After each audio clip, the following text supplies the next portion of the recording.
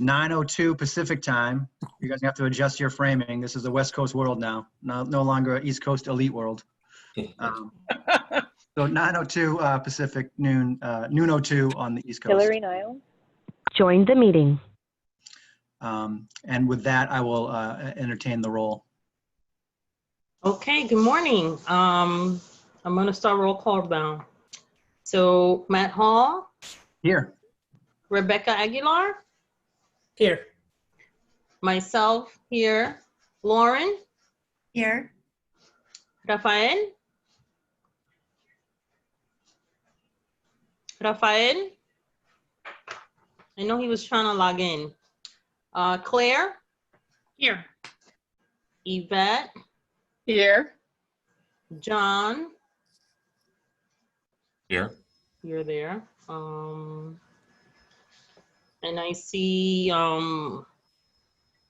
whoever else is on the call, can they identify themselves? I'll call you out from what I see. Robert? Me? Yes. Ah, Yeah. Mark? Yeah. Yes. Hi, Mark Balin from Baker. Join the meeting. Andy? Andrew? I see you there. Okay.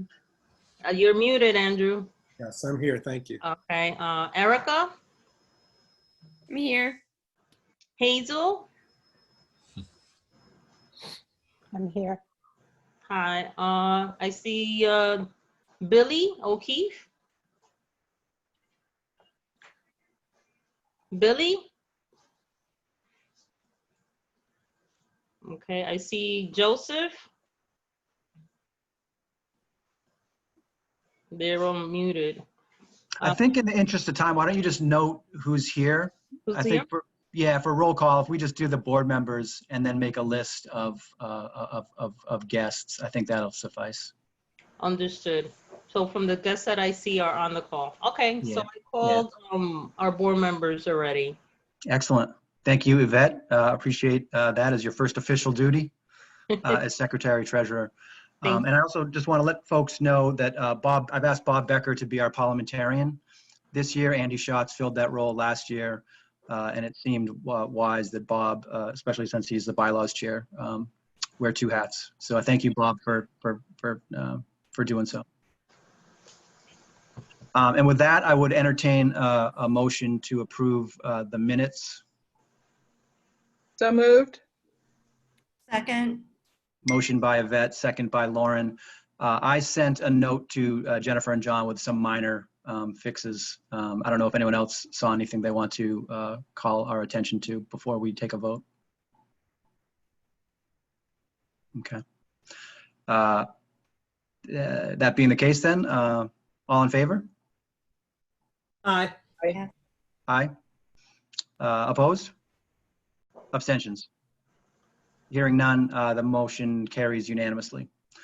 Thank you. And with that, I think we're ready to go into closed session for two purposes. One is for our duty of care training, and the other is for a hiring issue. And for those who jumped on the call, you'll see that I made a note that we're going to try to be back at 10 to make it easier on y'all. So go get a cup of coffee and some yogurt or cereal and come back at 10. Thank you very much. Matt, do you want a motion? Please. I move that we go into executive session for the previously stated reasons. I second it. Motion by Lauren, second by Rebecca. All in favor? Aye. Aye. Any opposed? Any abstentions? Okay, with that, we're going to go into closed session and we'll see you all on the other side. Thank you. Mr. President, I just arrived. I apologize for the trouble that I had getting there. Oh, no, I'm glad you could join us, Raphael. No worries. Okay, the executive session, where do we go next? Yeah, well, people are going to cycle off and then stay here. Yeah, yeah, yeah. And all you missed was the roll call. You'll be marked as here now, and the vote on the minutes. So no worries. My apologies to the remainder of the board. This was, I don't know exactly what happened there, but as I was trying to sign in, it kept asking me if I was the meeting host, and I kept saying no. No problem. Okay. With that, we can get started. Why don't we start with the training?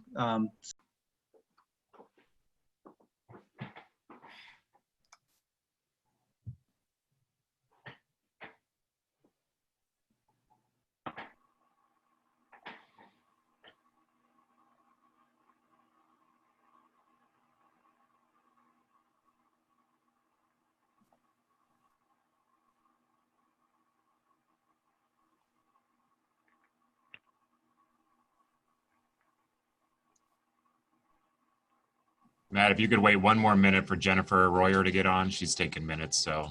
Of course, yeah. And I just texted Bob Becker to come back oh, there he is. And I texted Erwin too, and Erwin's on too. Look at that. I thought you were going to be in your car, Erwin. So we're good. Erwin, I thought you were going to be in your car. That's a big car you got. Jennifer's here too? She is. We can Great. go. Okay. We are back out of executive session, and I will entertain a motion on a matter discussed in it. Lauren, Thanks, Matt. I move that we approve the contract we discussed in executive session. do I have a second? I second it. Motion by Lauren, second by Rebecca. All those in favor say aye. Aye.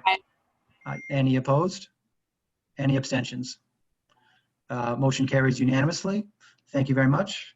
And now we will move next on our agenda to reports. And John, Raphael, do you have a question? Yes, I wanted to note my presence for the record. I arrived at the meeting as we were moving into executive session. My apologies to the members and to the board for my lateness. Thank you. And thanks for being here. No apology needed. Taylor, do you want to make a Yes, comment? if you could also update my name on the attendance as well. So noted. And thank you both for joining. Okay, John, take it away. Thanks. So for this meeting, I didn't have a executive director report as I normally would for most of our board meetings with a written a memo just that kind of covers general themes and ideas.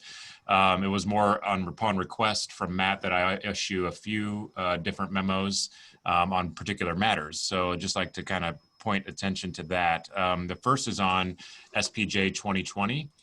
So in your packet, there was a memorandum on that event in particular. I was very pleased with how that event turned out. I think it was, it created quite a couple of months of challenge and stress for volunteers and staff alike, but we pulled it together and pulled it off. And really, if you look at the numbers as reflected in that document, it was quite a success for SPJ. We by all means, I think, have a lot to learn from. And so staff is doing an after action sort of meeting around our, performance on the event. And we'll have some notes for that, as well as we're going to still tabulate evaluation results from the attendees. So I'm going to return to you with more information on those particular things and items around the content and actually how we would pull off things differently if we do this again. But generally, the numbers show a lot of success. So I guess I'll answer any questions on that first before we move to the next item.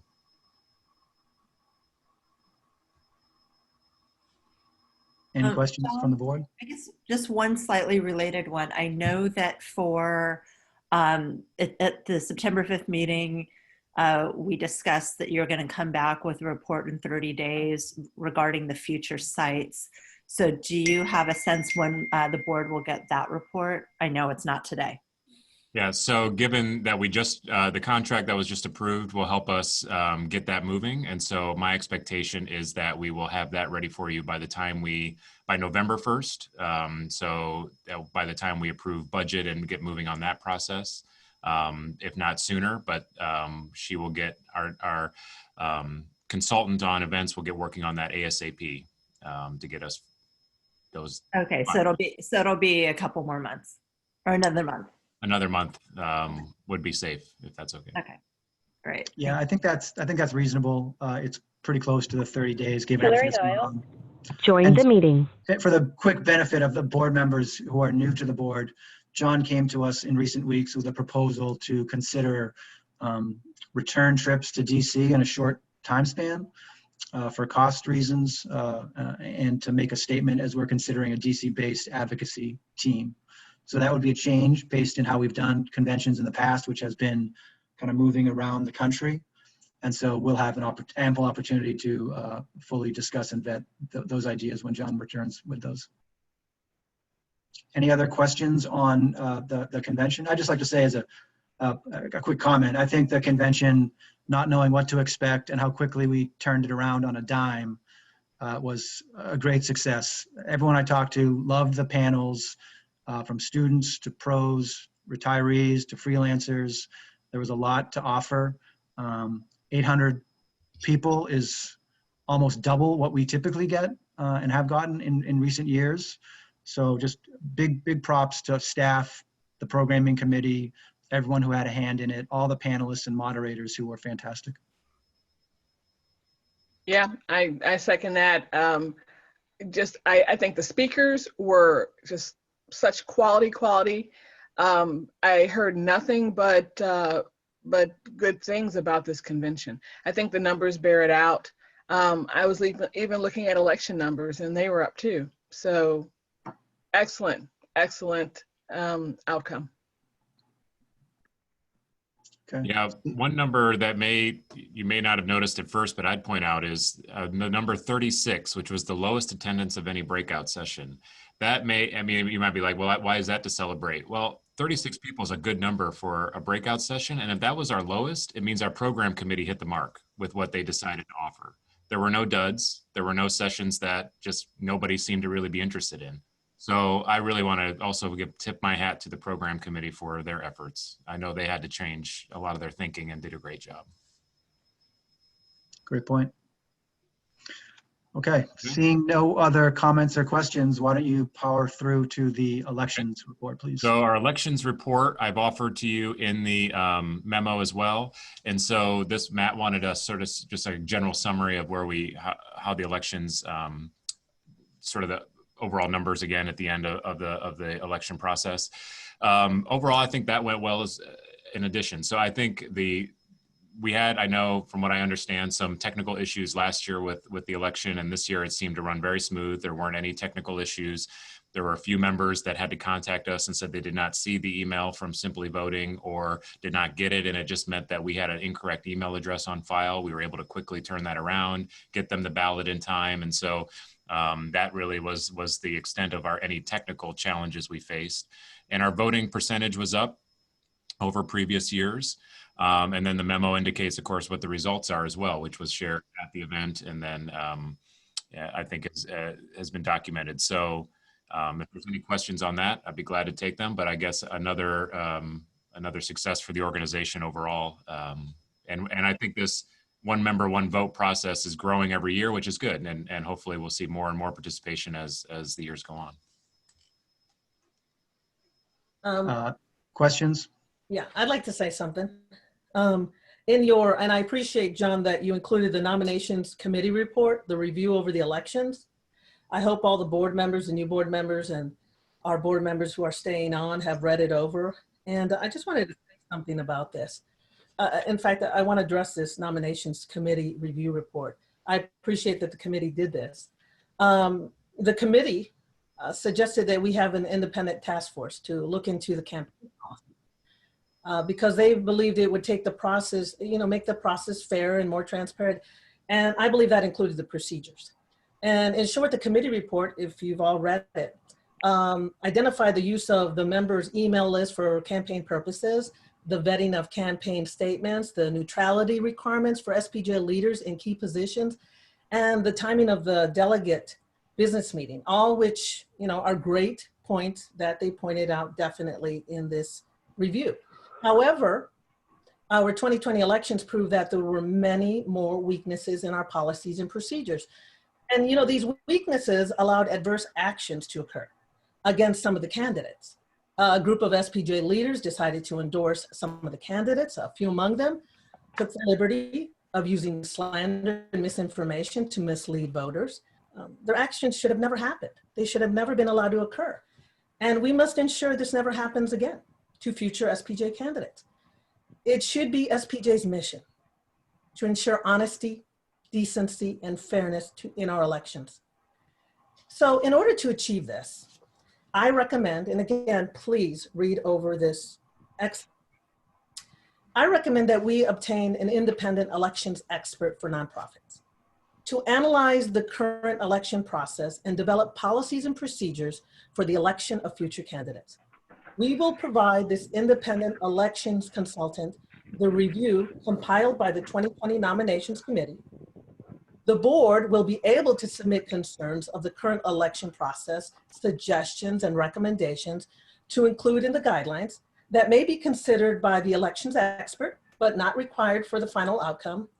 You know, and although we have a nominations committee who works very hard every year on the annual elections, an independent elections expert will help us improve our elections process and avoid any conflict of interest. I would like this new board to seriously consider this recommendation because what happened to Yvette and I was a travesty, and it reflected badly on SPJ. And as one former SPJ president put it, the optics were horrendous. Thank you for your consideration. Thanks for that suggestion, Rebecca. I've actually received multiple suggestions on how to review this process, and I'm going to consider all of them with an idea towards ultimately having a process that is inclusive, that is competitive, and that is fair. I think we all can agree that we want an election process that accomplishes those three things, that is inclusive, competitive, and fair. And so, Mr. President, if I may. Sure, Raphael. Yeah. Thank let me you. just finish this one quick point here.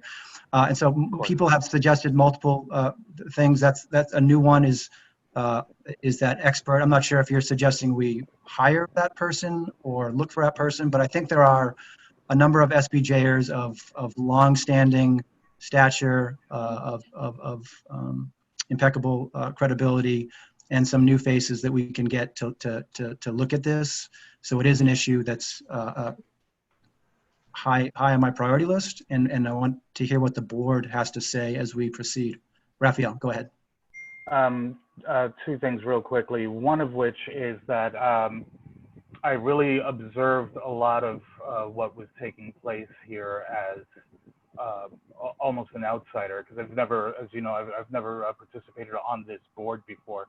And when I saw what was taking place here and the ugliness of it, not just, you know, did this group of people oppose these candidates or support other candidates, and what are the cliques involved, but when I see seasoned SPJ members and former presidents talking about how ugly this was and how ugly it looks, it really is something that we need to address head on. I've been trying to look closely at the bylaws. I still have a little catching up to do, but one thing that I do think is needed here is for the board to really kind of appoint a committee and not just have it be, and forgive me if I'm speaking out of turn, but it needs to be independent. I don't think it should be something that you decide on your own, Mr. President. I think you're certainly, you care about this, and you certainly have the authority to do certain things, but I think this is something that we're going to need an outside voice on. This is something we're going to need some degree of separation, some degree of independence that assures everybody, gives everybody confidence in the end result. And I mean that with complete respect, as you well know. Thank you. No, I appreciate that. And obviously this is going to be a group decision. We're going to get to the end and we're going to have a stronger process. Any other comments or questions? Hi, I have my hand raised and I'm not on the board, and you had specified that only board members could speak, and I wanted to know, and I apologize, but I was on the nominations committee and I just wanted to know whether I would, as a nominations committee member or as a public, as an SPJ member, whether I would have an opportunity to chime in on this rather than you closing the subject and I come up later on. I didn't know. I thought maybe this was a great time for me to come in. Yeah, no, and I appreciate that. And I will get to comments from the public on this issue for those who have it, but I do want to hear from the board members first, Joanna. So please bear with us, and you'll get a chance to speak. Thank you, Sure. Matthew. That sounds fair. Thank you. Sure. Any other board members? Yvette? Yeah, I wanted to chime into that. The reason why an external committee would be ideal is so that the whole thing we talked about not having conflict of interest by having longtime SPJ members or former board members won't occur because then there will be biased decisions, if you will. So by having an independent committee, someone who's outside of the organization, that I think will make a very calculated observation of what happened and can report back to us. Again, so that no conflict of interest is seen by long-standing members, even though they may not have sat on the board, but they saw the ins and outs if they've served for many years by either having been chaired committees or been regional coordinators or whatever the case may be. So that's really the reason why this is being proposed, so that for future, because we're gonna serve our term and then leave, if you will, so that for future SPJ board members don't have occurred to them what happened to us. It was ugly and it was hurtful, you know, until it happens to you, you know, and I'm not saying you, but I'm saying in general to everyone here on the board right now and who's listening in, until you're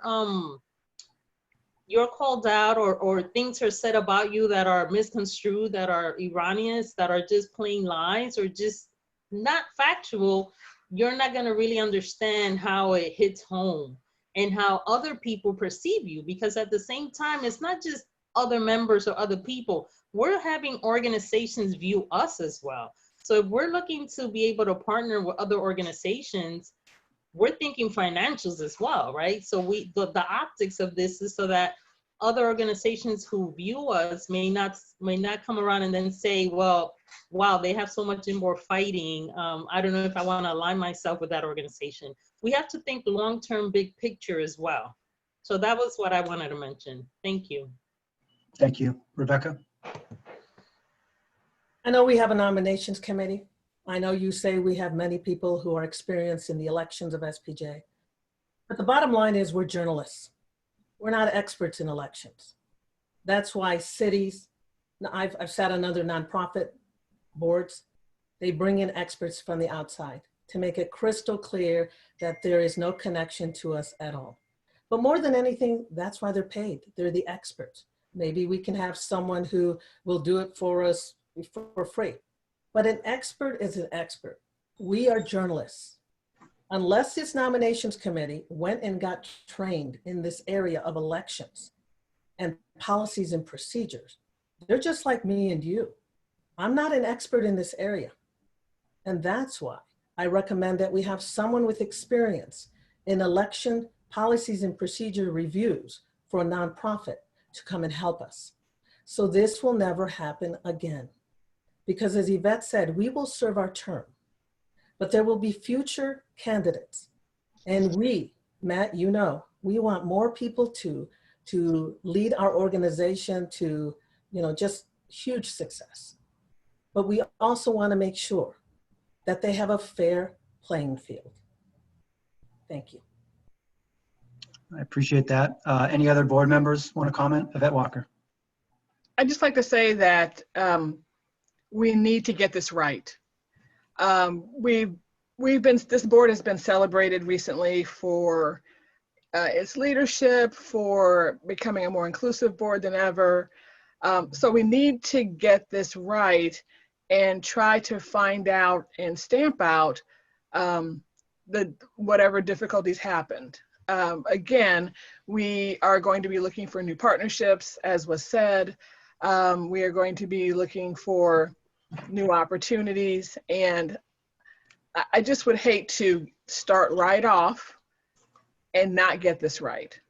So, I mean, I'm willing to have more discussions about what this would look like, but I just think this is very important. And I have to applaud the nominations committee for realizing that this was of such concern that they would put it in a report, and not, because frankly, it's embarrassing.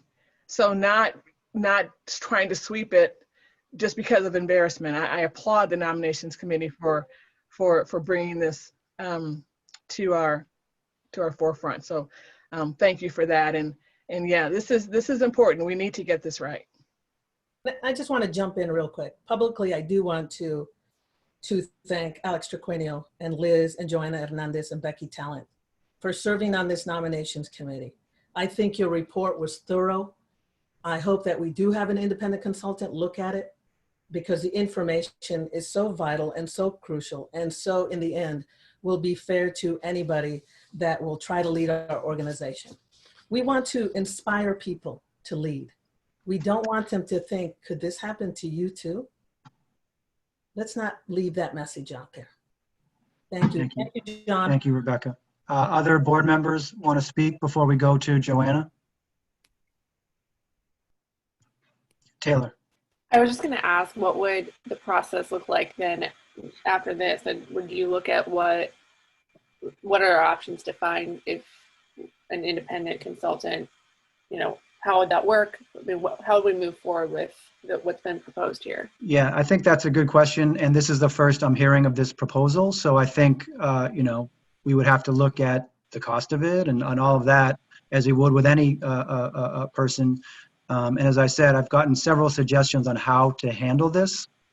And so I think what I would request the board members individually to do is to send me an email on the thread to all of us, so we all see it, on what you would like to see different in an election.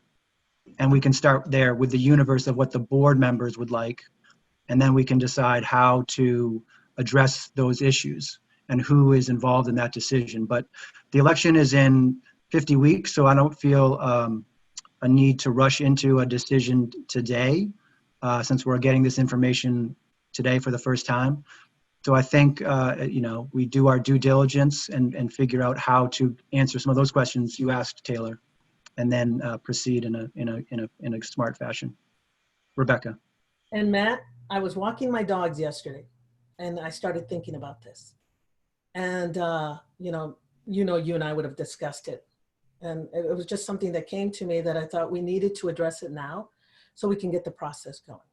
Yep. Because it is important. So my apologies to you, because, sometimes things come to me when I'm walking my dogs, and I was clearing my head.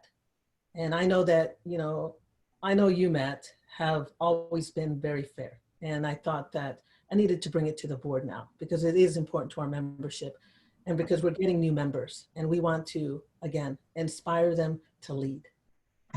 Thank you. Thank you. Lauren. I support what Matt recommended.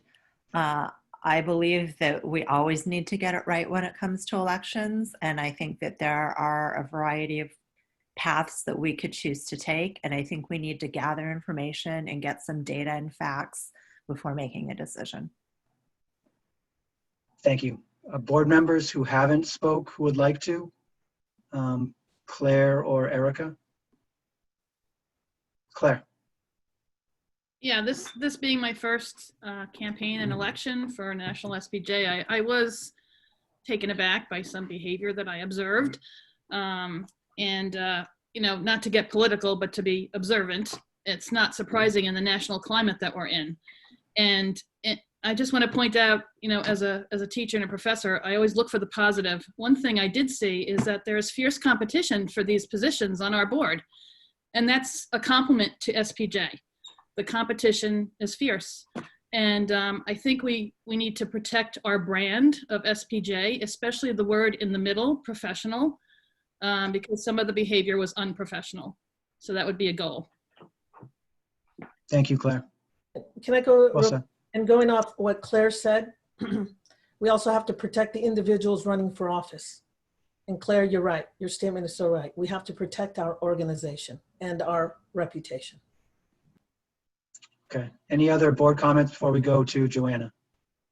Yeah, I agree with, I would like to see also the outside, an outside source be able to do this, but I agree with Lauren that we have to gather data, with this being the first mention of it, of seeing what all the logistics are. But I agree with just even the leadership aspect of it, of you don't want that to happen to you if you're running, or this could happen to anybody. So I do think that would be the best course of action, but at the same time, yeah, I think it's something that we have to take a little bit of time with. Thank you. Okay, I think that's all the board members. Joanna. Well, I'll keep it brief because I have to say that I'm so encouraged for everything that has just been said. Remember, I was the second person that came up and I hadn't realized that we were going to have this broad conversation and that my sentiments would be shared among so many people here. And I wanted to Join the meeting. Because as I'm a member, I was honored to serve on the nominations committee.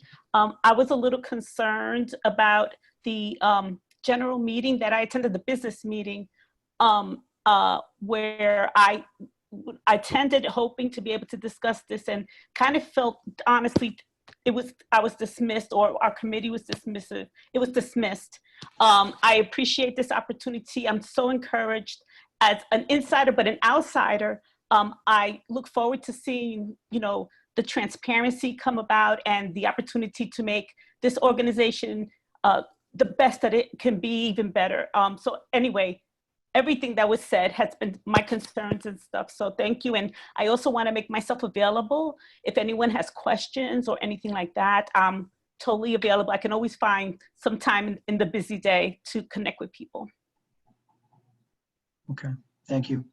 Okay, yeah, I think that the proper course of action. Oh, Hazel, did you want to say something? Please do.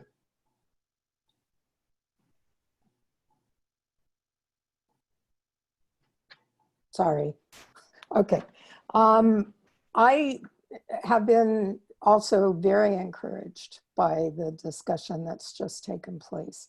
And I am one of the SPJ people who has been chagrined, I think I'll use that word, by the amount of public discord and discourse also that has taken place over the last few years. And so I'm really happy to see this going this way. I do want to caution against going outside SPJ for advice on something that can be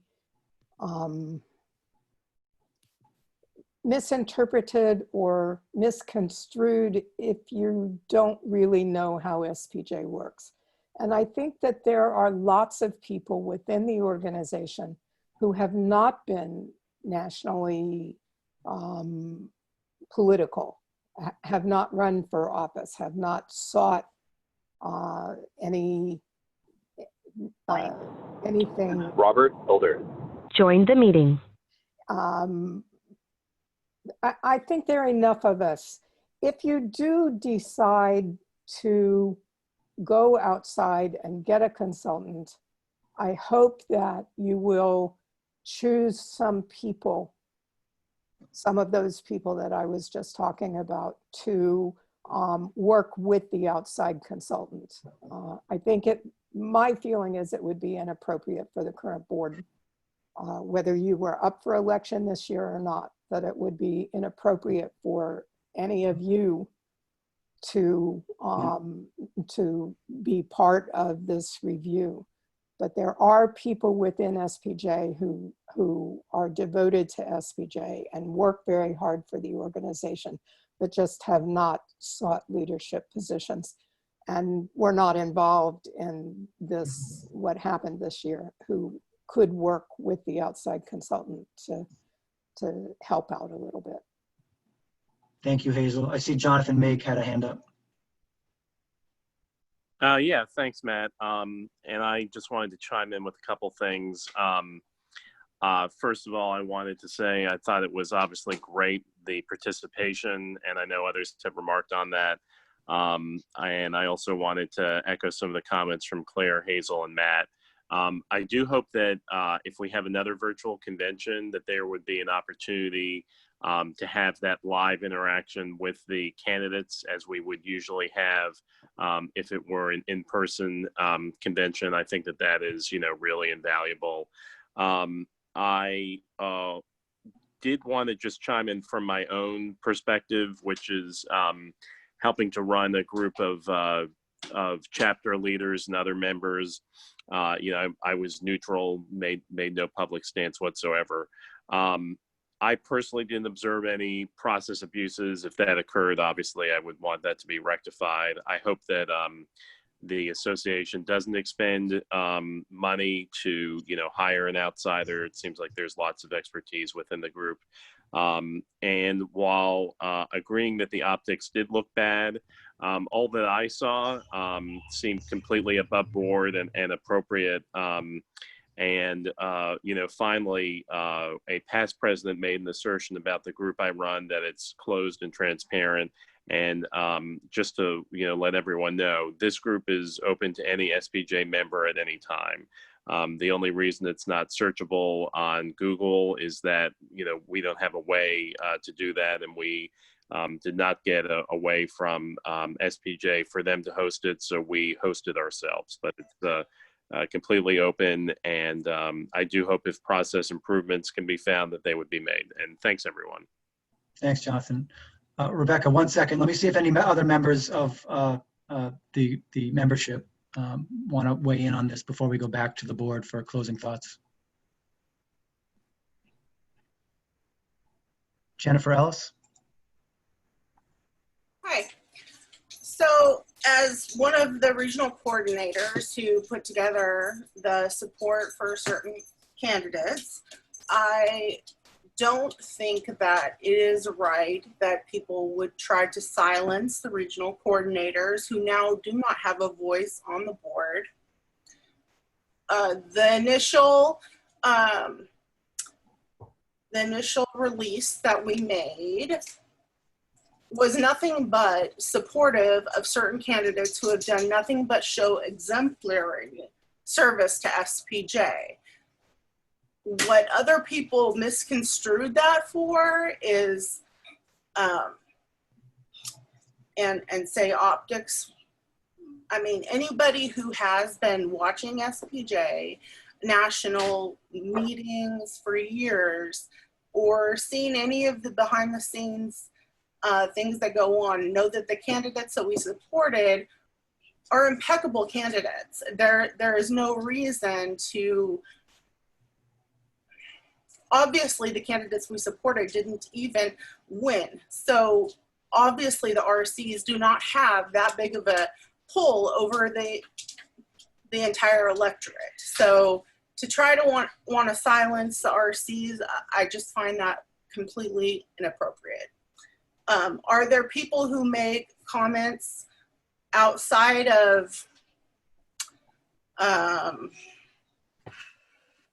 any comments that might have been made that are outside of a job description and job performance? I think any comments that are made related to the job performance of candidates within SPJ is totally acceptable comments to be made.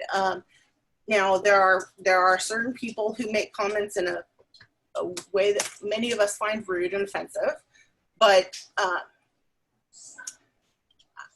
I just want everyone to know that the RCs made this statement on behalf of certain candidates because we found that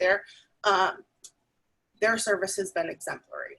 There have been other we're not saying anything against. In the initial statement, there was nothing against any of the other candidates, but we were just raising that point that those candidates were, in our view, the best for the job. That's all I have to say. Thank you, Jennifer. And again, one last call to membership before we go to the board. Does anyone on the call want to raise any issues with the election? Any discussion points? Andy Schatz. Thanks. I'm sorry I tuned in a little bit late in the middle of the discussion. I can just say in general that I support any type of review of our process. I think that we should have robust elections. It should include as much opportunity for our members to hear from the candidates, to hear what they've done and what they think. I would love to have a session in person at the convention. I think the more that we can do to have people speak and hear what they have to say, the better off we are. I have always tried to run positive campaigns. I do not speak poorly of anybody else. I try not to anyway. And I think that the candidates who ran this year did the same. I thought that Yvette and Elle and Bernadette I didn't hear from Bernadette, but I thought they were all positive. And when the election's over, then we move on. And I wish Yvette well. I hope she does well this year. But I'd like to just mention two things, not as pro or con. I know that there was a lot of debate about endorsements. And I think that it's important for people to know that endorsements were allowed this year. And that's something that comes back, Matt, to the committee that you led a year ago, the task force, where we eliminated the prohibition on endorsements. And you felt strongly that we needed to allow endorsements. I'm not sure that I fully see the need for them. They're okay. It's nice to have people speak for you, but the issues should matter the most and carry the day.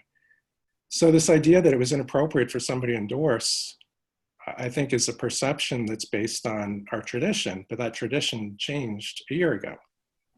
So whether we go back and examine it again is fine. You know, I'm happy to see that revisited, but there was a reason that was changed. And Matt, maybe you can talk about that for people who didn't even know that it had changed. The second thing is I just wonder, this is a procedural thing. As far as I know, the nominations committee's role is nominations, and that's where it ends. So it seems like the nominations committee has now turned into an elections committee. And if you want to make it that, that's fine, but that's not how it's currently defined. So that's it. Thank you. And just real quick, I will address the issue of endorsements just for the record. Long-standing SPJ history has held that board members do not endorse. It was changed this year to allow members to endorse. The thinking is, you know, on city councils, members can endorse one another, members of Congress can endorse one another, and not that we should compare ourselves to political organizations, but that it is longstanding in other prominent organizations that if they feel they can endorse, they can. Now, as the incoming president, I chose not to endorse in any race. I stayed on the sidelines. I know Patty, as president, did the same. But some board members did endorse as the policy allowed. And that's kind of the short version of that. Any other members want to talk who haven't spoke yet? Seeing none. Joanne, if you could be brief, I'll go back to you and then I'll go to Rebecca and Lauren on the board. I appreciate that. Thank you so much. I will. I just want to say that when Andy's point, he's right. We were basing some of our decisions initially on the fact that about the endorsement and following Nationals lead, the way that the board votes or doesn't endorse and things like that. And then we found out that that rule had changed and it wasn't transparent in the way that, I mean, as a member, I had never heard about this change. And I understand that it was like buried in a 40-page document or something like that. Also, to Andy's point, in addition, I really respect the things you say and I appreciate your point of view. But I just wanted to say, and maybe I'm not speaking for the whole nominations committee, but maybe I am, that, you know, we did not want to act as an elections committee. We were pointing out things that we wanted to document, things that we found at that point, because who knew if we were ever going to get together again. And we had seen something that needed correction, so we documented it. And if you're saying that this belongs more in another committee, you've identified another committee that can take this on, then I say that, go for that. In addition, that could be another suggestion. So, I just wanted to make sure that we were not taking on any other role. We were just trying to do things in order to help to perfect, to make better, and to make it more fair, the process and stuff. And if another committee can do something, just, give it to them and then make sure that it gets done. Thank you, Joanna. Before I go to Rebecca, Colin, I saw you. Did you chime on with something to say, or do you not want to talk? Yeah, just briefly. I think in my view, I think part of the endorsing process can create an environment that may not be collaborative in the event that the candidates that you've endorsed don't win. And then you are on a body with someone who you didn't endorse. That could create just an environment that is not as collaborative as we would like, I would say. And that could be part of the thinking behind not wanting, the original thinking that the board had in not wanting elected members of the organization to endorse others. So I think just that fostering of goodwill and that collaborative spirit that we want to maintain, I think, as an organization, and which would address those optics and those perceptions. I think that just might have been part of the thinking of not wanting to endorse one another. And I think maybe that could be revisited going forward. Thanks. Thank you. Thanks, Colin. Let's go back to the board. And in the interest of time, if you could keep it brief, Rebecca. I'll keep it brief. We do want a robust election, but we want respect. That's key. We don't want to silence anyone, but we want to make sure that those who speak also speak with respect. An outside elections expert, this is what they do for a living. Although many of us have experience on different committees, we did not study in this area. We do not work in it every day. And that is why an independent elections consultant who works with nonprofits can look at the policies and procedures of our elections and help us strengthen them. So again, this never happens again. Thank you. Thank you. Lauren. I want to provide some background and also share some thoughts. In terms of the history for the no endorsements by the board, that came about back in the day when the delegates were the ones who elected everyone. So that was before one member, one vote was instituted. And the concern was that there was too great of an influence, sort of an old boys network kind of thing, on a small group of people who were in charge of the election. We've had one member, one vote for quite a number of years now. I was on the task force that Matt chaired that made the change, and I'm the one that brought the change up. I think it was either Matt or Andy described, to me, it's like a city council election. You have city council members who endorse, you have local groups that endorse, they talk about why they want their candidate. I want to speak to something Jennifer said. No member of SPJ, whether an RC, part of a chapter board, an unaffiliated member on the board, no member should feel like they are being silenced. That is not what we're about. So whatever we do moving forward, I think we need context of how we work. And there are people who are around who are past presidents who can provide that. I'm not sure whether hiring an independent election expert is the way to go. I don't know if that's what we need or not. Again, I would look to John to explore that. But I really think that we need to, it's good to have a robust conversation as to why, but every single member of this organization has the right to express their opinion. And anybody who read what the RCs wrote, they wrote why they supported to individual candidates, and it was about those individual candidates. And yes, for the record, I supported them as well. That's not a secret, but that's not the issue. The issue is everybody here should be able, and everybody listening and everybody who's a member of this organization should be able to say why they support someone if they choose to. There are a lot of people who prefer not to engage, not to talk about it, to have their voice heard when they fill out their ballot. And that's their right as well. But everybody should be able to engage to the level they want to engage. Thank you. Yvette Walker. I think that the committee's report brings up some other areas that belong in the discussion, and not just whether or not there should be endorsements.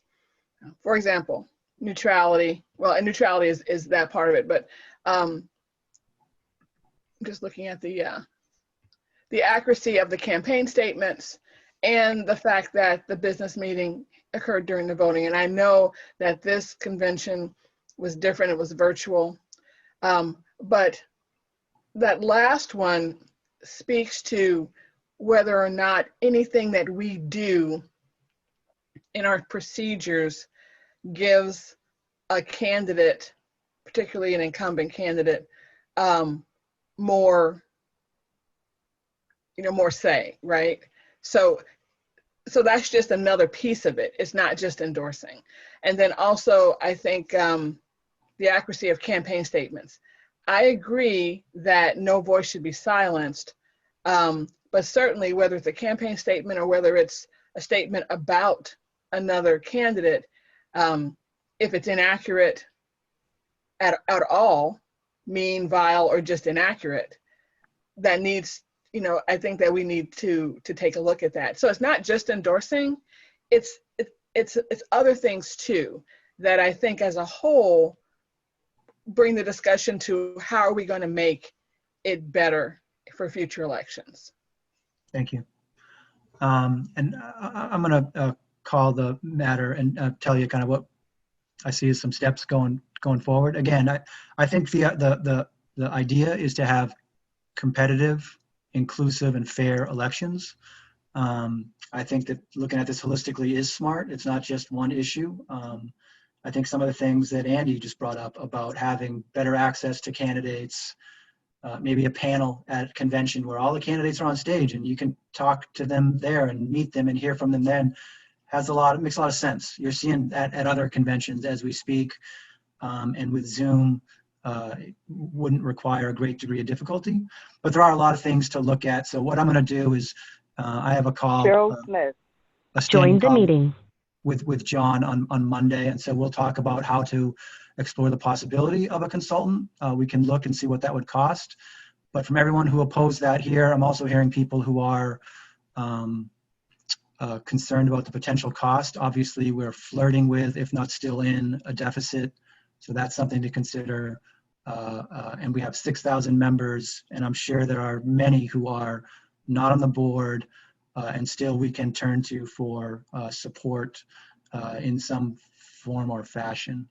So I guess I would just end by saying board members and members of the SPJ, email me what you'd like to see different in the elections.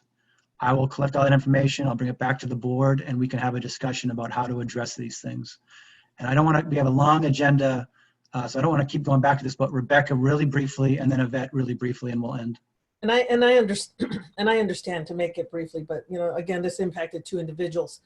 I would like to be in on those conversations since I will be shadowing you for a year and then I move up. It would be important for me to be in those conversations if possible. And again, it's not about silencing, it's about having a respectful landscape for all of us. Yeah, and I'm happy to involve you in the election discussions. I think my calls with John will be mine as president, but you're going to be involved, as you can see from this conversation, you're going to be involved along the way. That's my MO. Yvette. Thank you. Really quickly, because I know we're trying to move on.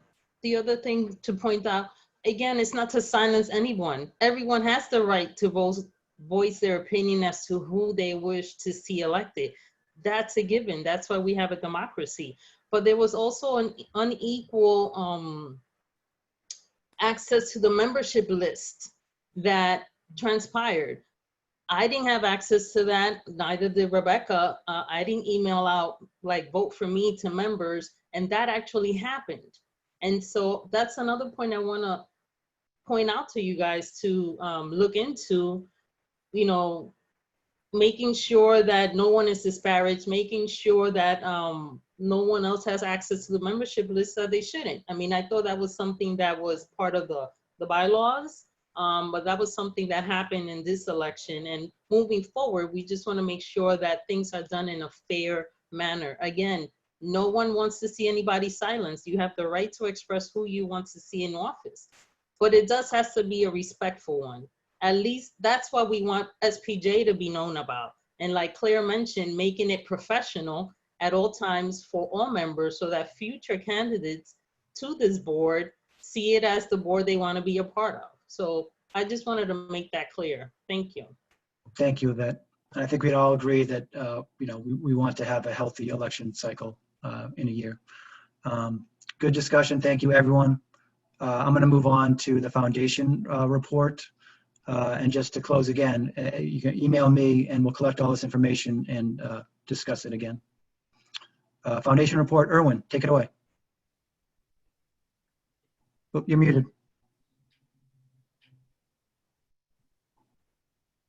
There you go.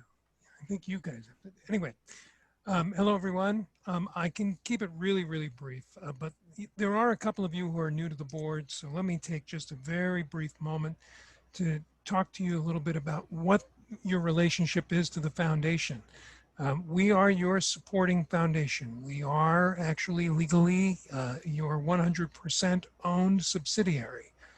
However, because we are a 501c3 organization, unlike SPJ, which is a 501c6, we have to make sure that our fundraising and spending is limited to those areas that are appropriate under IRS rules. In our case, education, which we can describe pretty broadly, but nonetheless, we need to make sure that the money that we raise goes towards the efforts to educate journalists and the public about the journalism and the First Amendment.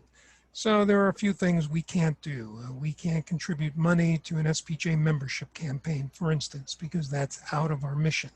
But we can, and we do, of course, fund many of SPJ's branded education efforts. Chief amongst them, Quill. And in addition, in the last several years, as a matter of fact, for as long as I've been on the foundation board, we also contribute towards the convention each year because we can, of course, make the case that many of its activities are educational. So because of, and the other thing that's important to note about the foundation is that we and you have an interlocking board. You have, and Matt, as we'll explain later, you will have 4 of your board members on my board, which is fine. And in addition, one of the things you will have to do later today is you will actually have to ratify the elections that we held as a foundation board a couple of weeks ago, because while we really have the ability to nominate people to 3-year terms on our board, you have the ability to veto those nominations if you so choose.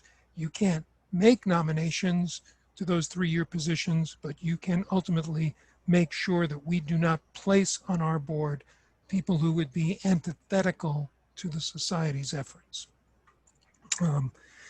And so there it is. I'll be happy to take questions in a moment, but I will talk about just one other thing that affects you that our board decided at our last meeting. One of the things that we do in addition to funding SPJ efforts on a large scale is we do make a series of grants for specific projects. And for those grant monies, we invite submissions both from SPJ and from outside groups. And each year we usually make several grants to outside groups. One of the things the board did at its last meeting, the foundation board, has adopted a new policy, and the one piece of it that's salient to you is we've decided that for those grant awards, we'd like to preserve 50% of that money for outside groups. And I should be clear about what that impact is to you. John Schertzer actually has sort of prepared a memo for you that I think illustrates that as well. But we generate from our corpus several $100,000 a year in income. Most of that money in the end goes to the society either to pay our share of office expense, salaries for those staff, for the amount of staff time that is spent on foundation business. We are half owners of the headquarters building, so any of those expenses we share with you on a 50-50 basis. When you get all done with all of that, we end up usually out of a budget of a little over $500,000, usually something on the order of a few tens of thousands of dollars, sometimes as much as $70,000, $80,000, that we can use for outside grants. So that is the money we're proposing to partition, half to outside groups, as much as half to grants from SPJ. As John points out in his memo, the impact on your budget is minimal, but that's how we plan to conduct ourselves going forward. And with that, I'll stop. There's a lot more I could talk about, but you guys have a lot of other business to discuss, so I'll stand by for any questions. Thank you, Erwin. Any members of the board have a question? I just wanted Lauren. to thank both Erwin and John, and thank you for the follow-up info that you sent this morning, John. That answers my question, and I'm very comfortable with it. Okay, that's good. Thank you, Lauren. Seeing no other questions, Erwin, you're free to go, or you can hang around for our sponsorship policy discussion, which is next. Okay, I might do that. And please, at any time, and this for the SPJ board members, anytime you have any questions about what the foundation is up to, don't hesitate to reach out. Thank you. Okay. Okay. Moving on then to our sponsorship policy discussion. I'm going to just tee this up by saying this is the finish line of a 2-year process for those new to the board who haven't been following it as closely as I have as a member of the board and the sponsorship policy task force. These were issues the board has dealt with in recent years where there have been concerns about some of our sponsors, the Koch brothers, some of the money coming from them, Sinclair, some of the money coming from them, Fox News. There was a public flap with Fox News, NHJ, and SPJ in recent years. And so 2 years ago at convention, a majority of delegates asked us to come back with a sponsorship policy that we could all agree on. We did that in virtual space 2 weeks ago. The policy was overwhelmingly approved. I forget, someone may have the recall of the figures, but it was like 80 or 85% approval. And so now the ask was for us to approve this as is. And before I open it up to board members, I guess I would, 86%, someone's texting me to say the vote was. I'd entertain a motion to approve this just to start the conversation. Matt, I'd like to move that we approve the sponsorship policy. Thank you, Lauren. A second? A second from Yvette Davila Richards. Okay.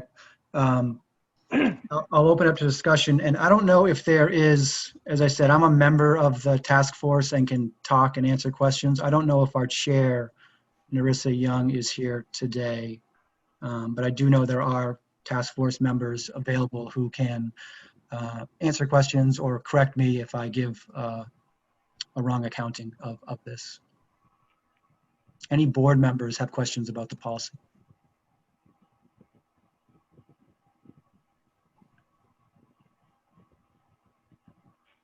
Maybe this is a short conversation. We're all sick of it after 2 years. Okay. If there aren't any further discussion, then let's move to a vote. All those in favor, say aye.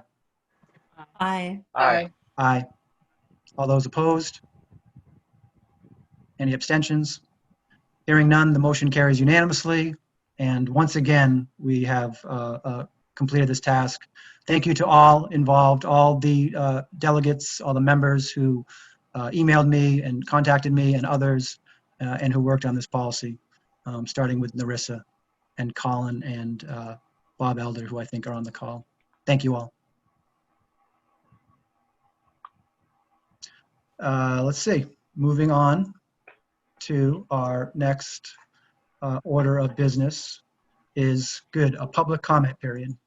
I intentionally wanted to have this earlier in the meeting. As you saw from the elections discussion, I'm going to allow members of the public to briefly talk during items, but if there's any member of the public who wants to talk about something not on the agenda today, now is a good time to chime in. Raise a hand or let me know in the chat.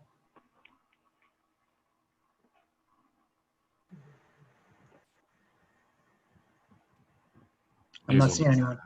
Hand raised. Oh, Israel, you have a comment. Please go.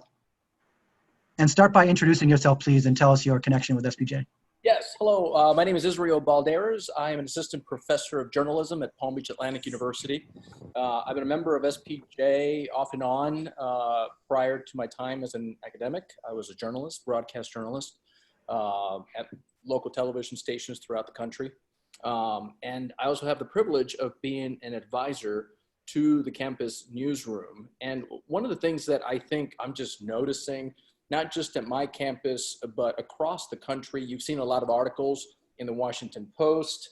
And if you don't mind, I've got my daughter here with me who loves to sometimes, come here, you want to sit, don't just stand there. I think she just likes to be here with me. So I go ahead and bring her on instead of her having stand right here next to me. Fantastic. There's a lot of great articles this week. The Washington Post, the Pointer talked about how college newspapers, newsrooms are doing a great job trying to hold universities accountable, both public and private. And I just want to put it to the SPJ board going forward. Every year we have problems and issues with regards to universities as advisors for pre-publication review, maybe not fund newsrooms as much as in the past, making the excuse that they're having to make budget cuts because of COVID. And I just want to put it on the radar of the board and saying that maybe this year, I've seen that you have a policy towards how are we going to strengthen college newsrooms in a way that we really start to sort of tell these folks, you're going to stand on the shoulder of giants. And I'm hoping if either a task force, again, I'm not familiar with the process, but maybe a vocal voice of saying we stand with advisors. I love that last year was the year of the college student. Don't know if we can do that again in 2020, but definitely newsrooms at college campuses are doing a fantastic job. And maybe if we can continue to support that effort in this year, I think those college journalists, aspiring journalists would really appreciate to hear a lot from the professional folks who are out there in the front lines. Thank you. Thank you, Israel, for that comment. And just so you know, yeah, campus chapter is a huge priority for us this year. We're going to try to jumpstart 10 new chapters, including some at HBCUs and Hispanic serving institutions. And the foundation has a group that is looking at the possibility of a big effort with student newspapers as one idea that has been floated. So you are very prescient in your comments, and I appreciate your passion. Any other members of the public? Hazel. I just wanted to report, I know some of you are on the freelance community Facebook group, but not everybody. So I just wanted to tell you that the reception on Facebook very publicly among almost 2,000 freelancers, most of whom are not SPJ members, the reaction to SPJ 2020 was fabulous. And people really appreciated A lot of the sessions, not only the ones that the freelance community produced, there are two main things, though I'm only going to be able to think of one of them right now, that were commented upon. And the one that comes to mind, I know what they both are. One of them came outside of the Facebook group to me for the fact that SPJ is stepping forward now to provide an enhanced membership card for freelancers.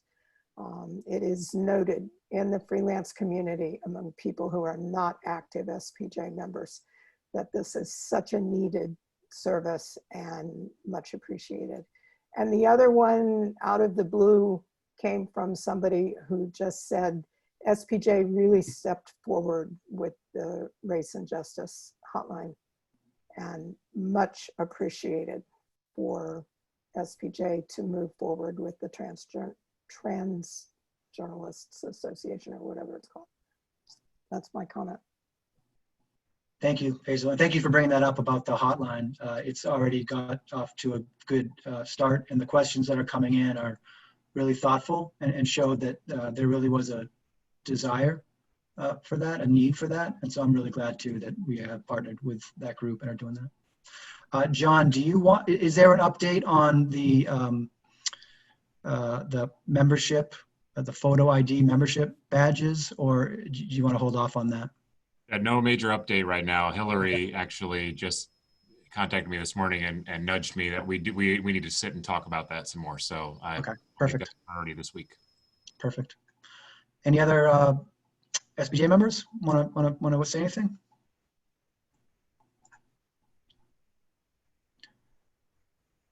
Seeing none, I'm going to zip up to our next order of business, which is appointments and the appointment process.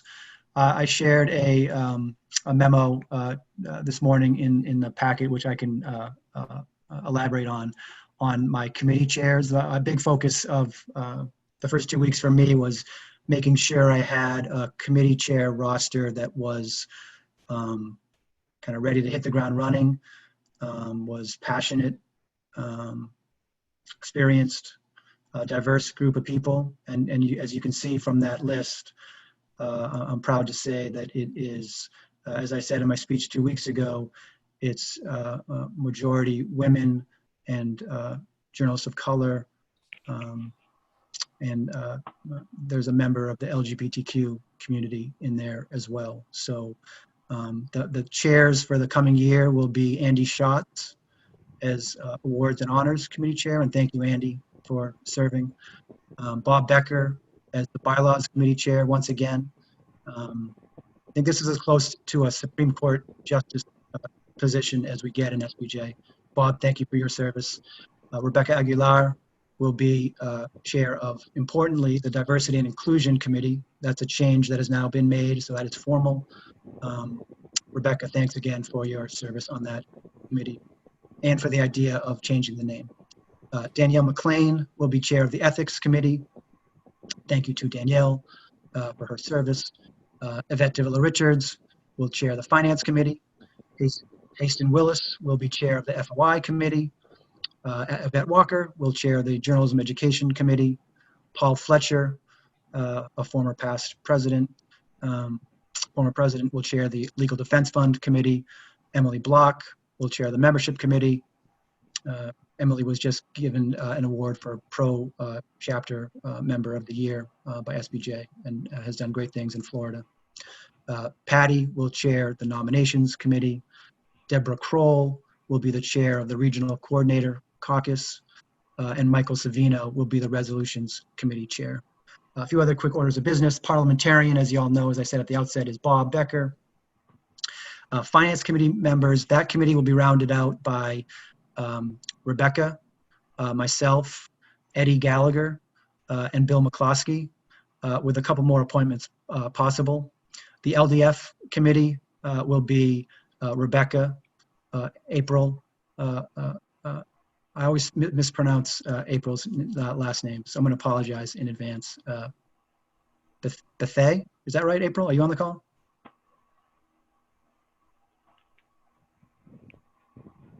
That is correct. I can tell you because I had to introduce her at the conference, so I double checked. I appreciate it. I'm glad. I appreciate that, and I'm glad that I got it right. On you, but yes, you got it right. Thank you. Thank you. Sure thing, and thank you for serving, April.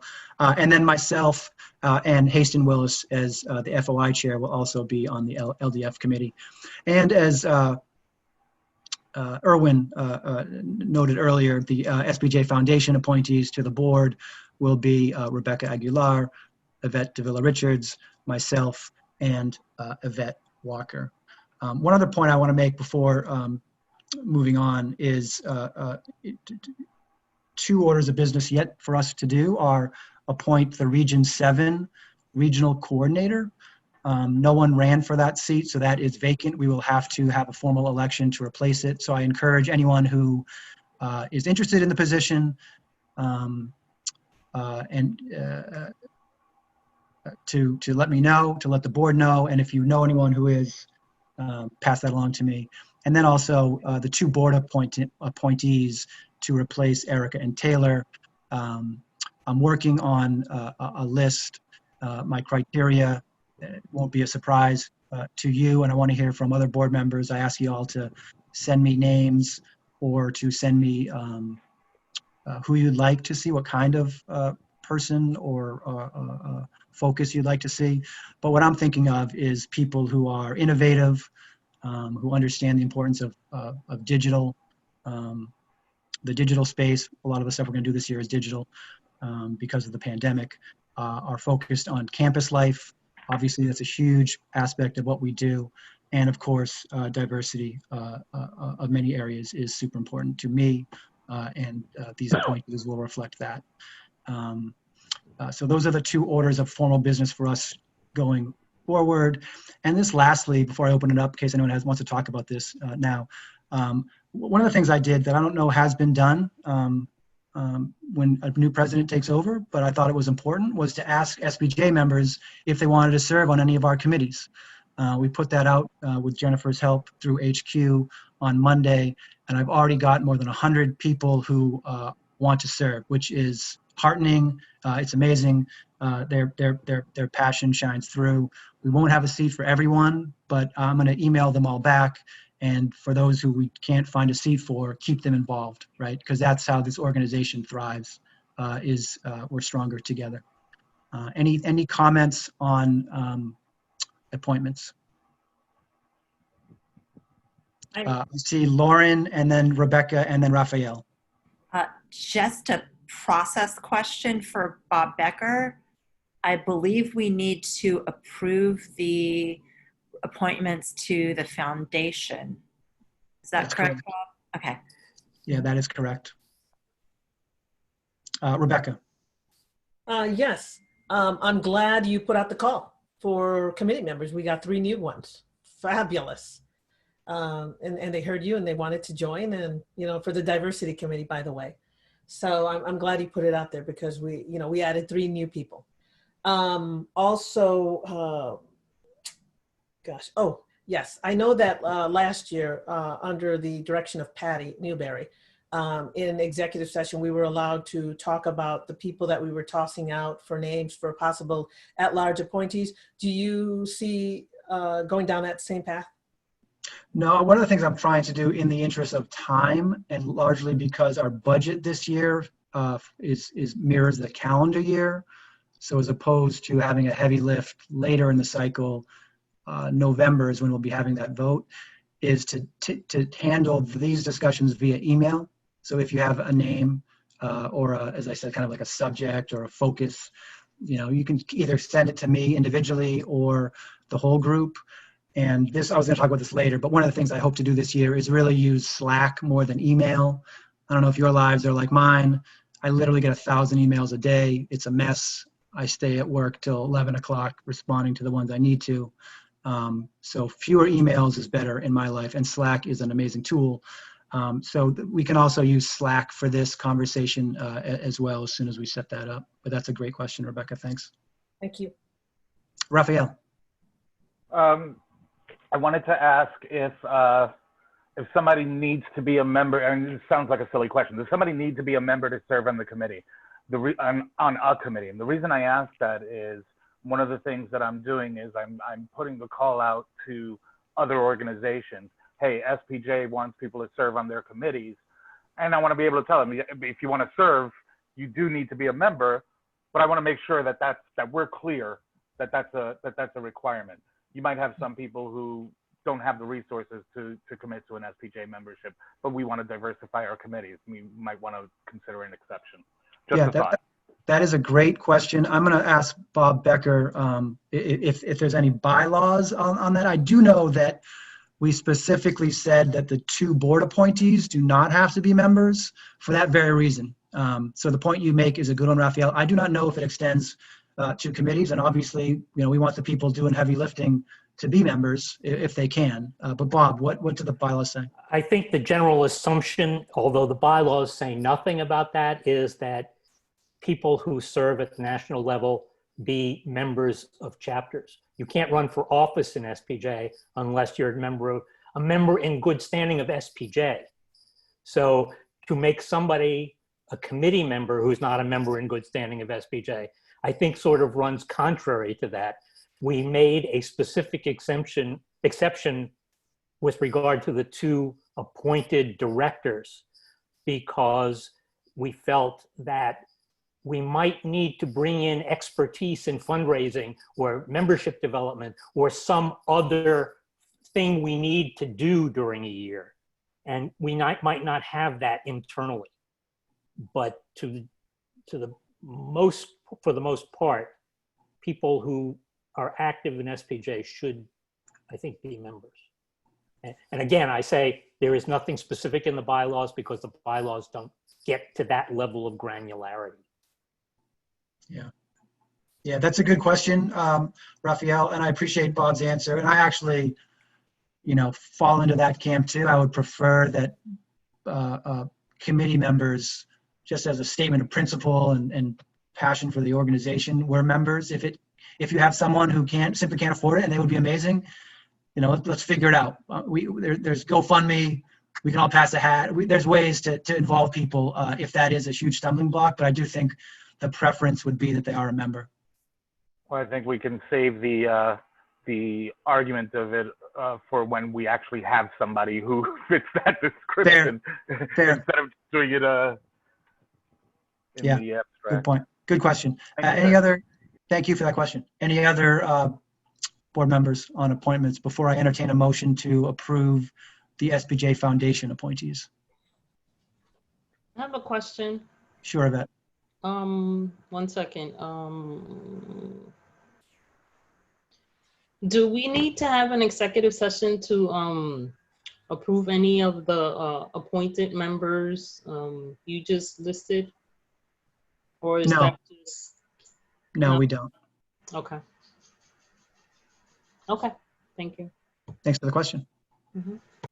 Anyone else? I'd entertain a motion on the foundation appointees. I'll do the motion for the SPJ Foundation appointees. Thank you, Rebecca. Do I have a second? I'll second that. Second from Raphael. Thank you. All those in favor? Aye. Aye. Aye. Oh, John, did you want to say something? Just a clarifying question. Are these the 4 individuals you're appointing to the foundation board, or is it their appointees? But we need to approve both. Yeah, I think, can we do this one first and then do the big group? Okay. Yep. Yeah, thank you. All those in favor of the 4 board appointees to the foundation, please say aye. Aye. Aye. Any opposed or abstentions? Hearing none, that carries unanimously. And now I would entertain a motion to ratify the full roster of SPJ Foundation members. Lauren. So moved. Thank you. A second? Second. Second, Yvette Walker. Thank you. All those in favor say aye. Aye. Aye. Any opposed or abstentions? Hearing none, that motion also carries unanimously. You guys were on a roll. Thank you very much. And now the next order of business is an important one. It's a review of the strategic plan. Another document we have been talking a lot about. But this will be a good chance for new board members to really sink their teeth into as a first, at a first moment. Bob. Yeah, I just think you, as John pointed out, you have two votes that you needed to take. One was to approve your appointees to the foundation board, but you also have to approve theirs. We did. We did both. Okay, I wasn't clear on that, but okay. Yeah. It happens. It happened pretty quick, but yeah, it did. They were both. Okay. Come on, man. I move it along. I move it along when I can. Yeah, okay. I'm excited to talk about this strategic plan. As you know, again, from my speech and from those who have been involved in it, it's going to be a huge part of what we do, a big part of the work for this year. And John, why don't you take it away and walk us through the plan? Yeah, so, as Matt said, I think it's important for, at the first official board meeting of our year together and I see this happening, or hope this happens annually at this time of year, as well as continually every meeting. But one of the reasons a board adopts a strategic plan is to help guide the board and staff and committees and everyone, sort of affiliated with SPJ to be rowing somewhat in the same direction, right? To say, like, this is where we're trying to go. And the strategic plan then becomes that anchor for us, a place that we can go back to and say, at times of where we're trying to decide, do we go this pathway or do we radically shift in this direction? We should answer that with, how does it meet our strategic plan? Now, it's not to say the strategic plan can't ever change or adapt, and we purposely have made it nimble enough so that annually we take a look at this and say, is this still the place we want to go? So, I've been on boards, and I know it's tempting for us to come into a board experience and say, I think SPJ ought to do this. I've always wanted SPJ to do that, or things like that. That's fine. And to raise those points and to bring them up, but to note that SPJ has a strategic direction it wants to travel, and part of being a board member is to help the organization stay disciplined to that pathway. To say that, so we don't go off in a million directions, as I think we've done, unfortunately, at times in our history, and usually that has consequences of us getting really confused about what we're really trying to achieve. So the strategic plan core 4 document is in your packet. It lists the 4 primary pillars of the plan, as well as some of the overarching objectives underneath each of those pillars. Also, in addition, is the annual plan that the board in this final meeting in just 2 weeks ago endorsed as, this is where we want to go for this next year, meaning the year 2021. And so those two things are what staff are going to take on as a way of, this is how we ought to organize our activities and how we ought to organize our staff efforts, because this is the work we ought to be doing for you. This is where we ought to be driving the organization forward. So I think that's just sort of setting it up, and I'd encourage you to definitely review that and read through those things. And I would look at it as, if we were to meet all the goals that are in that 2020 annual plan, it'd be a pretty consequential year for SPJ.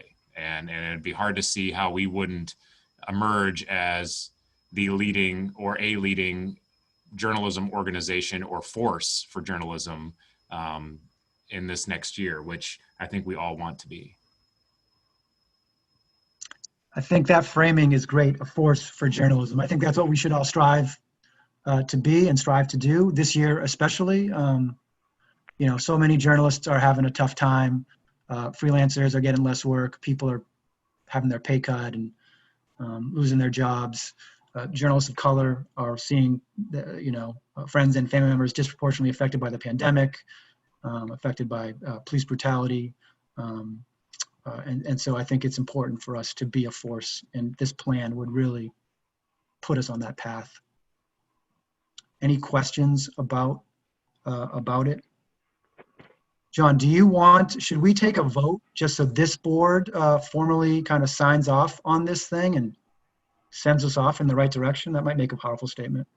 Yeah, I don't see any reason not to do that. And it would, like you said, it would give us further wind in our sails as a staff team working on your behalf to say that this is what you also believe is the way forward. So. I think that's wise. Lauren. I move that the board support the 2021 plan. Thank you. Second by Taylor. Any discussion?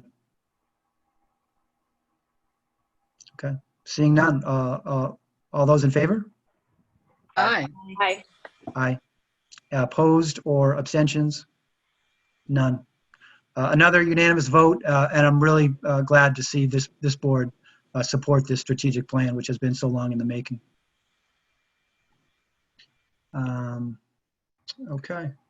If I We can just make have- one final comment too, Matt. Please is, do.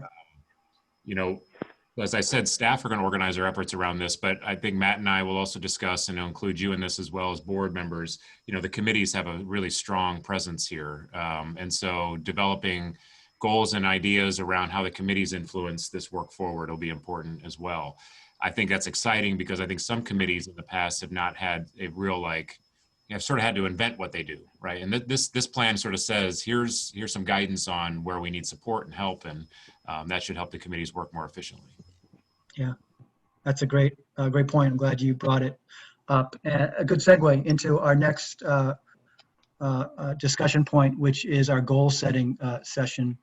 And I'm just going to forge ahead into that. There's 2 items left on the agenda, and I know everyone's time is precious on Saturdays and weekends especially. I want to start in an unusual way with this goal setting, so just bear with me for a second here as I talk this out and think this through. As I was preparing for this meeting, I was doing some research on the organization, and there's a interesting synchronicity that on November 15th, 1969, which those of you who know will know, and those of you who don't are about to find out, is the day that delegates finally admitted women by a voice vote in SPJ. 1969. That's 50 years ago. 51, right? Almost 51. Now, what's interesting, why there's a synchronicity, is because that was done in San Diego, where I live, where I raised my family, and where I work too many hours in the day. That vote was 75% in favor and 25% against. So in 1969, 1 out of 4 SPJers still thought women should not be members of an organization that we all know began in 1909 as a fraternity. Now, I wasn't born in 1969, but I want to start my presidency with an apology. I want to start by apologizing to women, for starters, that it took so long for SPJ to recognize their invaluable service. I am the 104th president of SPJ, and I think if I did the math right, there have only been 12 women presidents.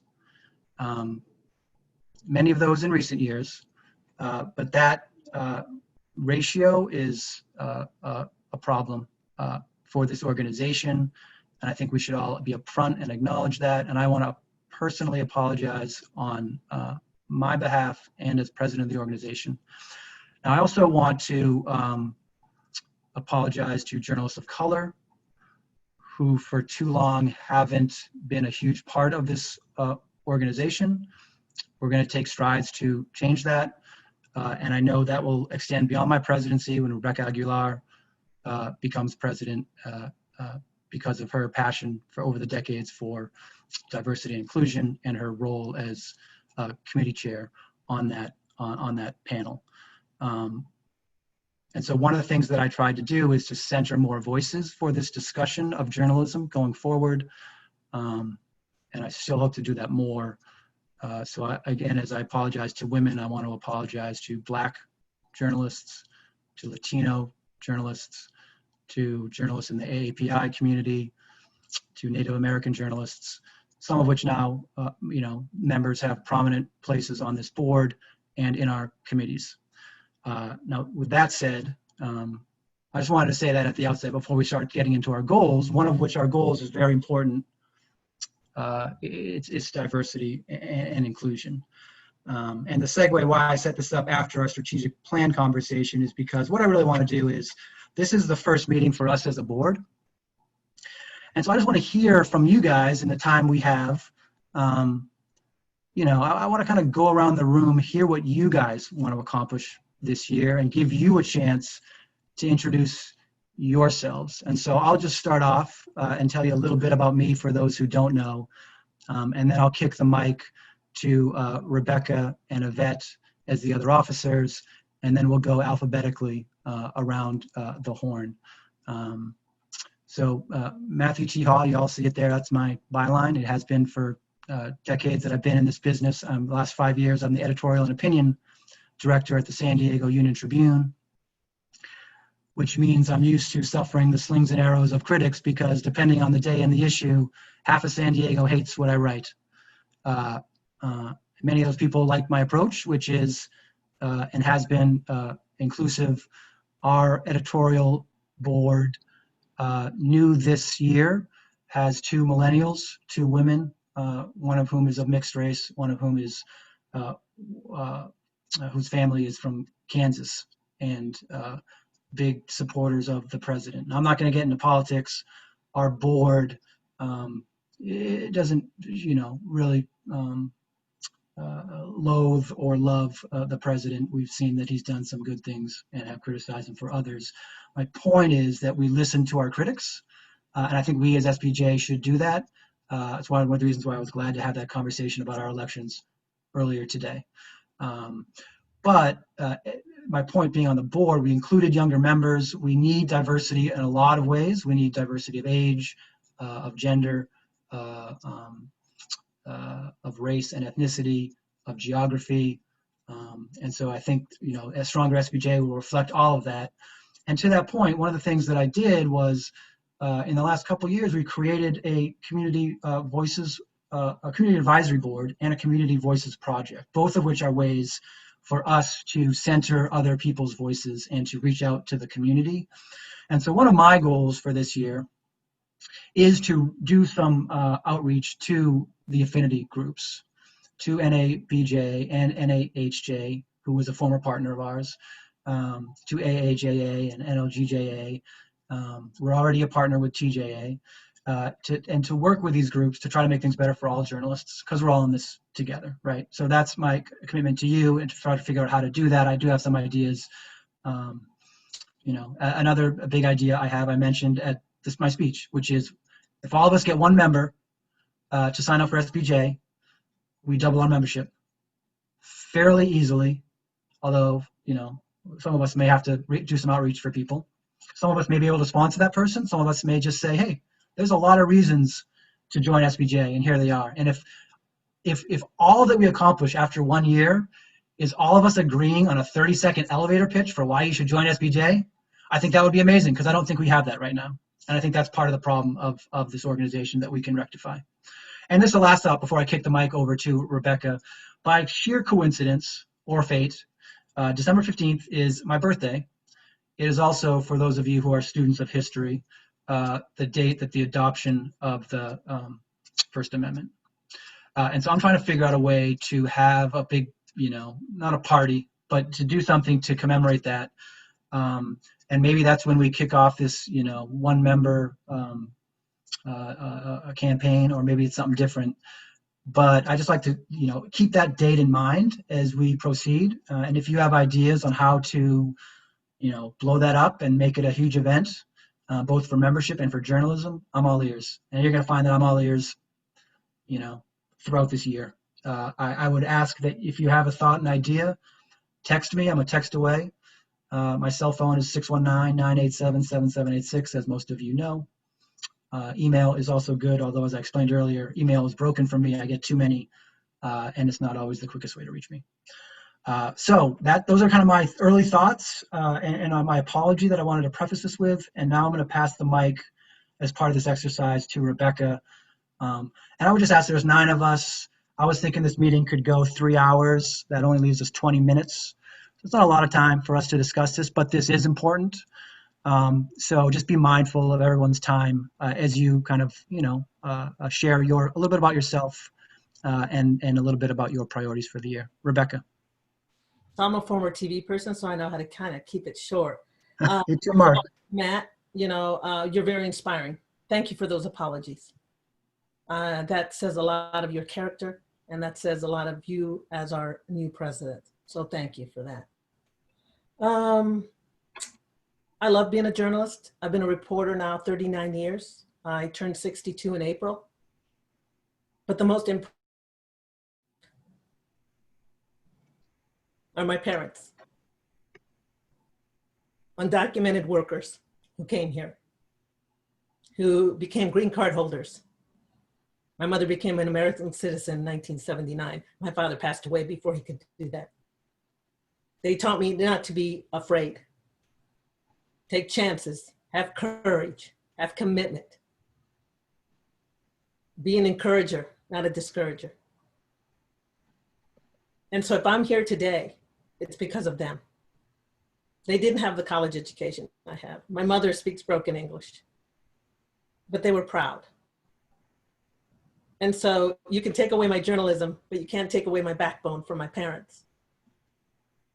And that's why I fight for diversity and inclusion. Probably since I was a little kid, 62 years. And so it's music to my ears when I hear John included in his 4-core platform, when Matt makes it a priority, because as I've said in other board meetings, it is something that people of color, different backgrounds, have been waiting for a long time to hear. And that's great. One of the goals that I said to many of the people who voted for me and supported me is that this is important right now to make SPJ the organization for all journalists. Yes, you know, I have been getting a lot of attention for being the first Latina, this and that. But what matters is that we have new voices and established SPJ voices. And we blend them together, you guys, and we become the most outstanding organization in the country. And that's key.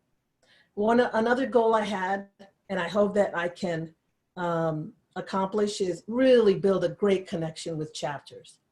Thank you to all the chapter leaders who have reached out to me. Thank you for your well wishes. I think you are the backbone of this organization.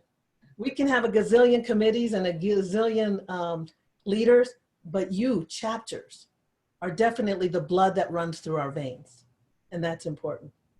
So again, my goal, and inspired by Matt, is to bring in, you know, I've said it on Twitter, everybody that says congratulations, I'm like, are you a new member yet? Are you a new member? Because my first goal is to get 100 new members. That's just for starters. And, you know, that's important. So Matt, thank you for your leadership already. You've opened the door. You've made everybody feel welcomed. You didn't have to apologize, but that shows a man of a lot of class. And, you know, thank you to the board. And thank you for all the members who have supported me and understand me. Thank you. Thank you, Rebecca. Yvette Davila Richards. Hey everyone, good afternoon and happy Saturday. Thank you, Matt, and thank you, Rebecca, for stating that. And thank you, Matt, for really emphasizing diversity. It's a big deal for this organization to embrace that, because other organizations are seeing that as well. It should be a commonality. It should be something that's second nature, but unfortunately it's something that needs to be stated over and over again so that it does get ingrained into our heads and into other people's heads that diversity is just a fact of life. You know, just like we like different foods, different cultures, different nuances, that makes us be not just more unique, but more cultural, more balanced. I come from a family of educators. I was even a substitute teacher for a number of years, but then journalism called me and I had to take that route. I believe in giving back, and that's why I'm on this board and have been in other years with NHJ, and also I served on a local hospital board, which Colin knows. My goal is also to bring in members, and I have been taking people to task and telling them, asking them, are you a member? If not, I've been sending them the link and I've been literally following up. Hey, when you get a chance, let me know if you signed up. I already have 2 that have told me they are. So I'm just waiting for Linda and SPJ headquarters to let me know that all the paperwork went through, so that then I could start promoting them and say, hey, we have another new member that just joined SPJ. Because again, making sure that we become inclusive. We also align ourselves with other organizations, like you mentioned, our ally organizations, AJA, NHJ, NABJ, and anyone else I may be forgetting to say at the moment. But it's imperative that we do collaborate that we hold events. And that's something that at the chapter level can definitely be done. I want to make sure that I participate with the local chapters because I have a lot of chapter experience from having been on the board of NHJ. I began the local New York City chapter and rose up to regional director and then VP of broadcast. I used to do a lot of programming for our chapters and used to collaborate with a lot of organizations like the news organizations, NBC, CBS, ABC. Because I'm a broadcast person, I make sure we have workshops that our members could participate in. Recruiters would come in and talk with our members. So besides getting in new members, making sure that we take those organizations to task when they say they want diversity so that they get our SPJ members to become employees, especially now at this time that people are losing their jobs. We're making sure, at least I am, to reach out to those organizations, to those executives to say, hey, what opportunities you have since you're touting the whole diversity front so that our members could get access to that. It's really important that we hold our members' hands to this because they're looking to us to see how we can help them. Like, what's the benefit we can give them? And that's one of the things that we can do. I'm here to serve. Call me, contact me, text me. I'm on social media a lot. I promote the heck out of SPJ on social media all the time. So people may say, but weren't you with NHJ before? And I'm like, yes, I was, but now it's SPJ. It is SPJ's time, and I'm gonna give it my all. So thank you, and I'm glad for the support we did get, and I did receive when I was campaigning, and thereafter elected. I'm a very proud SPJ member, and I'm gonna keep tooting that horn so that people get to know that this is the organization that they need to join, because why not? We're the best one, right? So thank you so much, and take care. You have a good Saturday. Thanks, Yvette. Lauren, let's go through the rest of the board kind of alphabetically. So you're up. Thanks, Matt. Hi, everybody. I don't often talk about a lot of personal things, but the discussion of diversity and something that happened yesterday just makes me want to share a personal story before I get into my journalism background. Yesterday, when the body of Justice Ruth Bader Ginsburg was the first to lie in state, the first for a woman, and the first for a Jewish person, that was incredibly meaningful to me as a Jewish woman. My paternal grandparents were murdered in the Holocaust.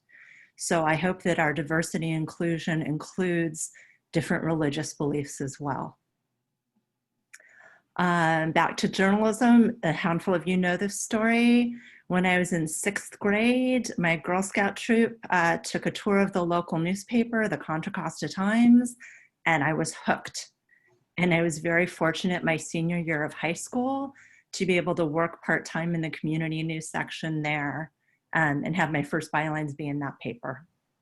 I moved down to Los Angeles to go to UCLA, my beloved alma mater, which many of you also know. Worked on the school paper there, and my freshman year, our advisor said, we don't have a journalism department, so we need to revive our SPJ chapter, and Lauren, you should run for president. So I've been a member of this organization since I was 18 years old. I was president of the UCLA chapter, was a Bell and Quill member for a number of years, and then was recruited to the Greater Los Angeles chapter. I was on that board for 18 years. Served as president 3 times, planned a couple of regional conferences. I've served on several national committees, including chairing the communications committee and being on the ethics community since 2010, including the 2013-14 year, which I am most proud of, the year that we worked on revising the ethics code that the delegates approved at convention. I first joined this board back in 2010 for a 2-year term, and then ran again back in 2017, was elected, and again last year. And when I was looking back to create my remarks to introduce Denise Enslin for accepting the Wells Key on John's behalf, I looked at a speech he gave to the Greater Charlotte chapter that they recorded when the executive committee met that January in Charlotte. And one of the things that John talked about was his priority was membership. And all these years later, it's a top priority for the same reasons, plus a lot more. So I'd like to see us work on that. And I think in parallel, we also need to look at retention, because one of the, at least in the past, we would get people to join, but we weren't necessarily able to keep members. And I know with people changing careers, I'm one of them. I work in PR now. My passion for SPJ has never waned. And so I'd like to see us both look at ways to add members and come up with creative ways to retain them. Thank you very much. And thank you for bringing up that story about Ruth Bader Ginsburg and how it affected you so personally. Erica, I know you're cycling off the board, but you've been a big part of it for a year, and I want to give you a chance to share your thoughts for where you think we should go as well. Yeah, thank you, Matt. You had a really warm and inspiring start. So this is my third year as an SPJ member. So I was president as a DePaul student, where we led a lot of great initiatives and events where we fostered a nice networking space and brought in a lot of local media outlets in Chicago, which is nice being in that big market and bringing students to those places. I love the idea that you've shared several times now about the elevator pitch, and I think that's something that we've talked about too. I'm on the membership committee that we've sort of touched on, is having a nice concrete message that a streamlined message that we can share for potential members, because that is something that I think it's kind of a little bit all over the place at the moment.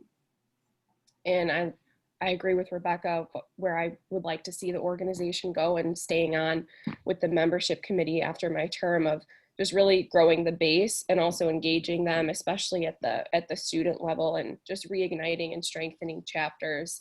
I think that'll be really important going forward, aside from, making them closer to the leadership as well, because I think that's something that we, as a local membership or as a student chapter, I think was kind of an area of need, of getting to know the board at a national level, making that a priority, because I think we were kind of just far away from that.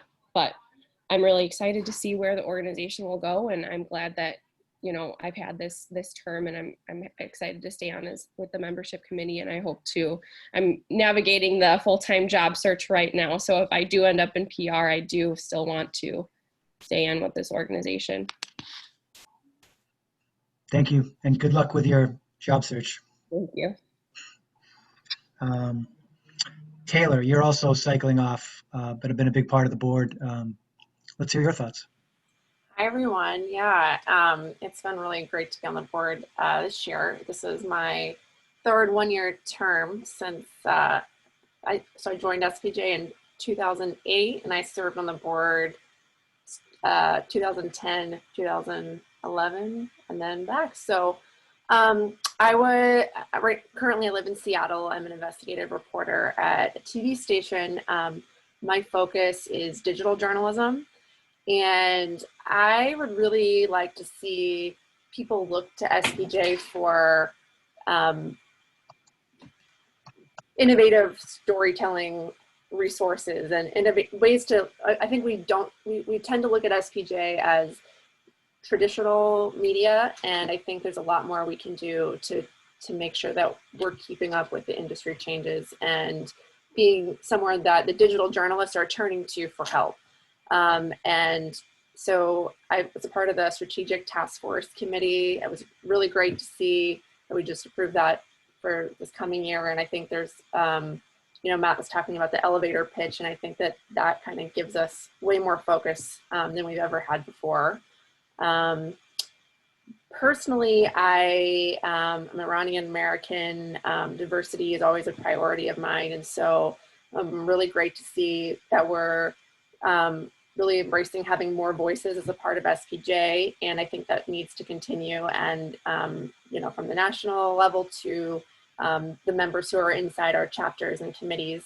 I also think that it would be great for us to focus on helping journalists have the tools to effectively cover systemic racism, racial injustice. So not just focusing on bringing in more voices into our organization, but equipping journalists to be able to cover these issues very smartly and tackle pretty hard topics. But it can be scary for some journalists to even approach it. And I think we need to be able to send them off so they feel like they can effectively do it. So I'm excited for what you guys are going to accomplish. Don't go far. I think that's a great idea to equip journalists to cover systemic racism. And I would actually go even further to help them navigate and combat it at their own institutions, which I think is important. Raphael. Thank you. And I wanted to begin by thanking everybody who voted in the election. I had been through 5 previous elections with NAHJ, and I don't think I got collectively as many votes in NAHJ as I received in this election here. So that speaks a lot to the level of participation among the members. You guys are very interested in your leadership and who gets to speak for you, and that you chose me is extremely humbling. I also wanted to thank those who ran with us, with me and with Claire, and I say with because I do not say against. So for Andrew Seaman, Alex Wieneman, and Hasten Willis, you guys have been so dedicated to the mission of SPJ. You deserve representatives on this board who are going to make you proud, and I'm going to do my best to do that. One major reason, I can think of a million things, and the worst thing about me is that I'm never at a loss for words. But I'll keep this real quick. One major reason I wanted to be on this board is that I have seen enough and too much of our profession being subjected to dishonest attacks from people with political motivations. And I want to help in any way that I can for SPJ to reach beyond the profession to the general public. We allow any pundit with a microphone and an opinion to present himself as a so-called media critic, and no one has emerged in the public eye as the face of the profession outside the profession. I think we have within SPJ the opportunity to mount a massive public relations type of campaign to let the public know what journalism is and stop allowing critics to set the agenda for, we're constantly on the defensive, and we don't need to be. We shouldn't be. We should be assertive about what we stand for, and we should be very public about that. We need to be the ones when somebody is saying the media is this and the media are that and the media are lousy and all this.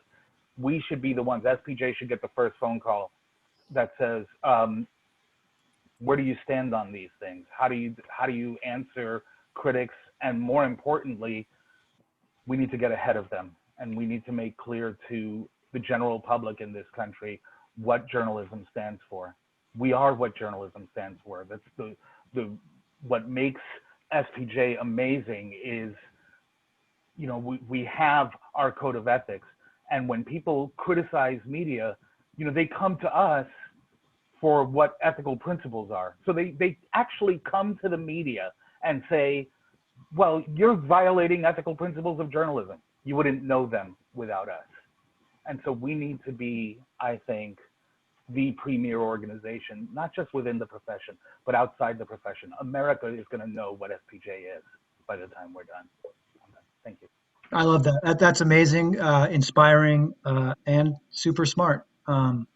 Just in the last 2 weeks, you guys all know, at my speech, I mentioned the KPCC reporter who was thrown to the ground like a doll, and then arrested by 5 deputies. And then they said that she didn't have a press pass and yada, yada, you know the story.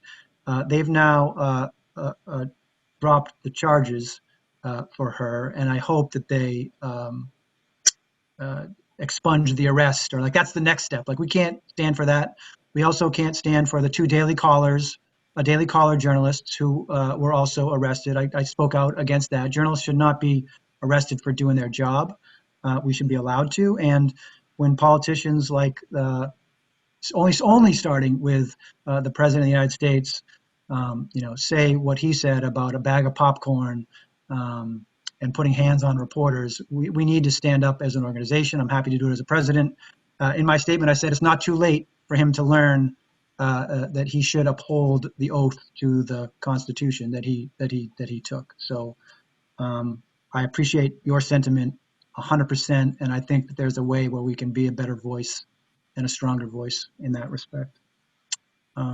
Claire. Hi, everybody. It's a privilege and a pleasure to join this board. I'm happy to be here. I'm happy to meet everybody. I'm looking forward to working together. I'm a longtime journalist with a lot of newsroom experience at my hometown paper. I've spent my whole career there at the Staten Island Advance. And I started out as, I'm an accidental journalist. Maybe some of you are as well. And I started out as a wedding writer, just writing weddings, and worked my way up to managing editor. And I'm sure there are other women here today who can agree with me that it probably took me twice as long to get to managing editor as it should have, because I'm a woman in a newsroom. And so I think we still have a way to go as women journalists, especially as managers. I worked for some pretty tough, older, old-fashioned men editors who were reluctant to give me a shot, but I kept plugging along all the way to the top. And I'm very passionate about that and encouraging the students I teach to do the same, to advocate for themselves. I teach at my alma mater, Wagner College. So, today we still have, I believe the last statistics I checked, it's 65% men, 35% women managers in newsrooms. So it's still not equaled out. And, I think that still takes, we really need to speak up about that. So I've made it a point to build myself as a journalist through lots of professional development at organizations that support me as a woman journalist, like the Pointer Institute, the Society for News Design, International Women's Media Foundation. I have a lot of experience with those organizations. And of course, SPJ. I'm in my 3rd term as Deadline Club president, and I've been an SPJ member for about 25 years. And it's done a lot to build my confidence, and I appreciate that greatly, and I'm giving back. I want to thank Matt for speaking up and apologizing, but I'd actually rather, instead of an apology, it's really more of an advocacy from you. And I appreciate that. So part of what I would love to do as a board member is maybe work on some women's issues in journalism and, strengthen women journalists and managers, and maybe a consortium or a cohort to support each other and work together to build our place in journalism higher up in the management team. Thank you. You're very welcome. An important issue. You crystallized it well. Okay, Yvette, last but not least. Yes. Hi, I'm Yvette Walker.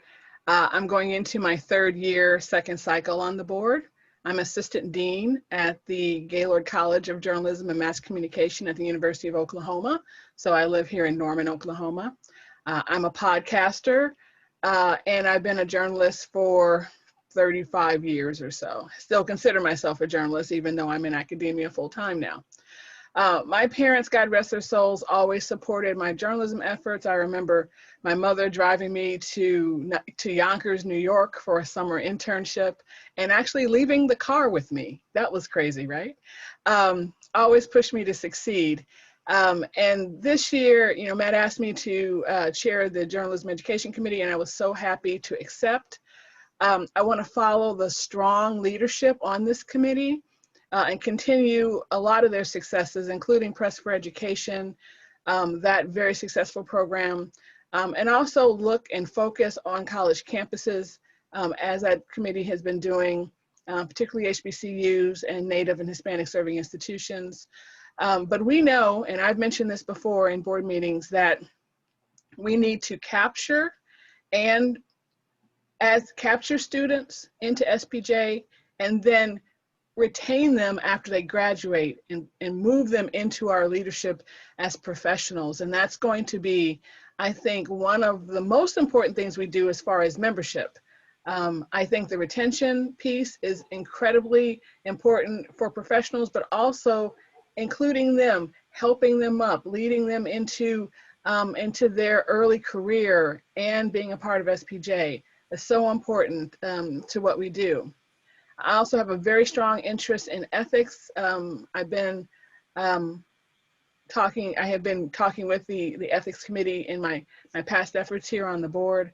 I was an ethics chair at the university I worked at before OU.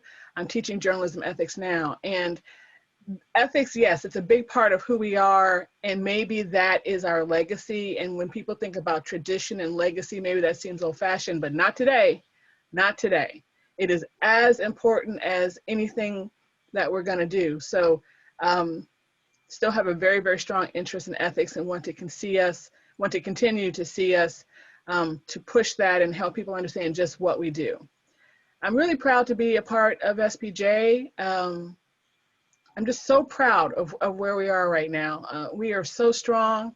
I'm very happy to see everybody on this call and the people who are so interested. And even when we've had difficulties in the past, it was always because people love SPJ and they want SPJ to continue to be the strong institution that it has been and even grow and become more diverse and inclusive. So that's a little bit about me. Thanks very much. Thanks for sharing. I'm glad we did that. You know what I mean? It's good to get to know a little bit more about each of you. And as we proceed in this year, I do agree with what Yvette said, that we all have our hearts in the right place and want a stronger, not just a stronger organization, but stronger journalism and a stronger country as a result. So then moving on to our last order of business, it's just a calendar setting. I have some dates I want y'all to put in your calendars so that we have a sense early on when we'll be meeting, so that there's no conflicts coming up. And a lot of this, I ran this by John, and so these are pretty locked in dates. John, you didn't see any reason to change course? Okay. No, we looked at them yesterday. They're good by us. Perfect. And I'll drop this in my email to y'all as well. So if you want to take notes here, you can, but you'll have it in an email later today. The dates are November 21st at noon Pacific, 3 Eastern. Now, some of you will also be on the foundation board, which meets that day in the morning. So it'll be a long day. But as John pointed out, that's our budget day. So it's good to do those on the same day. So the next SPJ board meeting, noon Pacific on November 21st. And then we'll meet again, and the series will go back to 9 Pacific, noon Eastern for all of these coming dates. January 16th, April 17th, June 26th, and August 21st. And now the timing of those dates are January helps us hit the year running once the budget is in place. April is when we would normally be meeting in Indianapolis.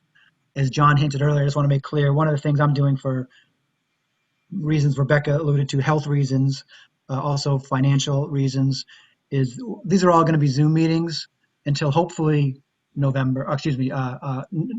New Orleans in September. So all these meetings will be easier for us to attend. They'll all be online. The June meeting is when we'll talk about our awards.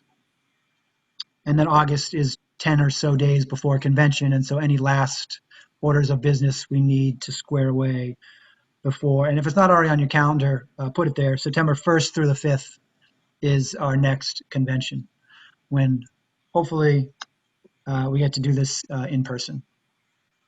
Any questions about the calendar? Good. I'm excited to work with you guys. So without further ado, I'll entertain a motion to adjourn.